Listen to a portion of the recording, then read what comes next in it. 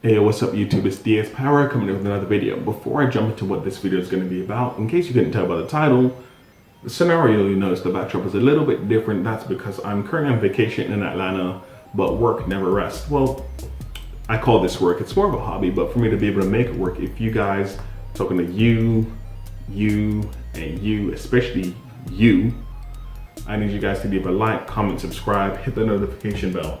All these things were amazing, get me out there, awareness and everything. You know what, share this video.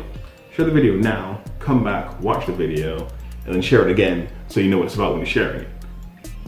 You know, that's all I ask. It's not much, you know, just a couple bit. But yes, what this video is gonna be about, mutants in the MCU and how we're gonna do this. I thought about doing an alternate reality type thing, but I thought, you know what, let me save that for another video with a slightly different topic at hand and what's gonna happen in the MCU. That's right, I am Easter egging a video in this video about another video. Anyway, so how do we do this? First things first, I think we need to use Scarlet Witch because that would be a very organic way to introduce mutants into the MCU because she is a mutant, at least as far as the comic books are concerned. When she's first introduced in the MCU, she is called a miracle along with her brother Quicksilver. It's not a world of spies anymore, not even a world of heroes. This is the age of miracles. There's nothing more horrifying than a miracle. Speaking of these two and their mutant connection, they ride a very, very thin line from being a mutant by birth, effectively, and they spend most of their time, as far as the Avengers titles are concerned, being an Avenger. They're mutants, they're Avengers, similar to how Beast is anyway. Back to the MCU.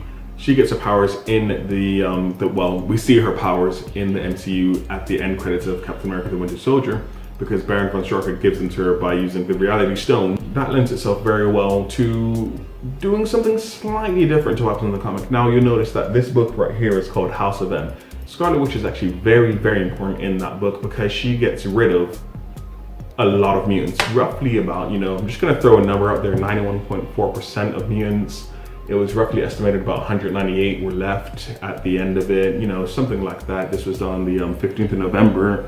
Look at your clocks right now and check the date. You know, I just know this all off the top of my head, no research. If we're talking about bringing the mutants into the MCU, and I've just mentioned that she kills a bunch of them or just depowers them at the very least, some of them did die. How are we gonna do that? We reverse this story, House of M. So at the end of Infinity War, we know that a bunch of people died. They were just gone. However, people like Vision and Quicksilver were dead before. What if Scarlet Witch comes back somehow, because her soul is probably trapped in the Soul Stone as per many of the theories that are going on? She comes out, she tries to bring them out. Why? Or rather, how does she do that?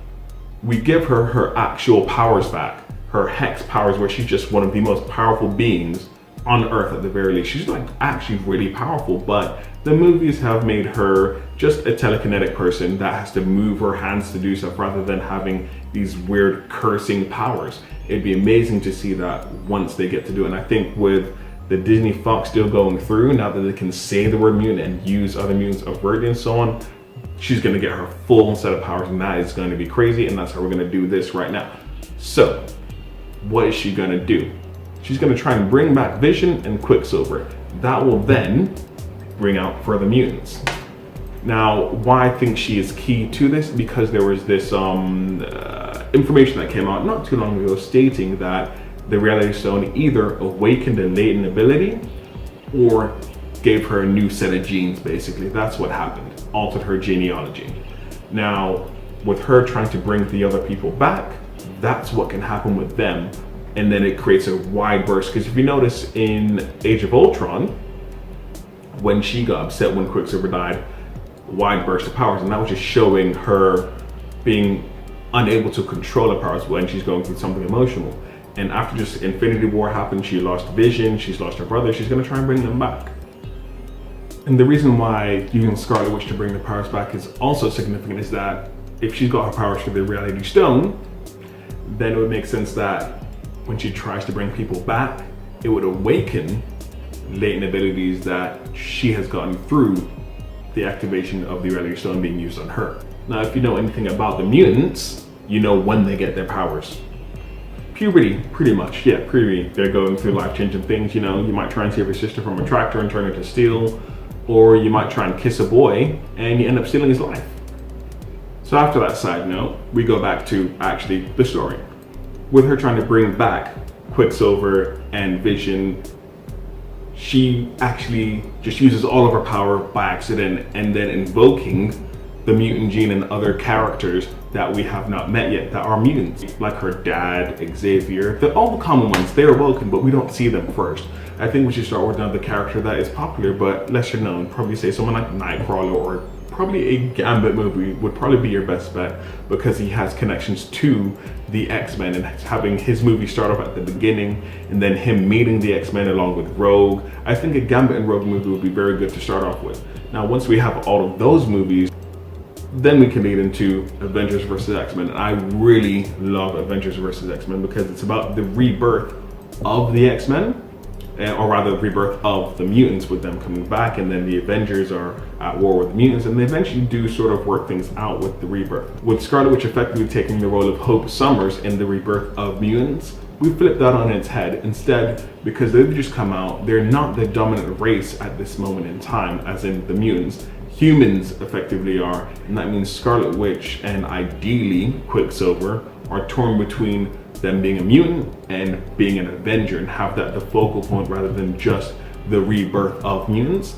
That would be a really cool storyline to take. Now, it's very different, very, very different to the comic book, but the title by itself and trying to ask the question of what is the greater good, more so than what Civil War did, and have it tied in, ideally try and tie it in a bit more to the way the comics question what was the right thing to do.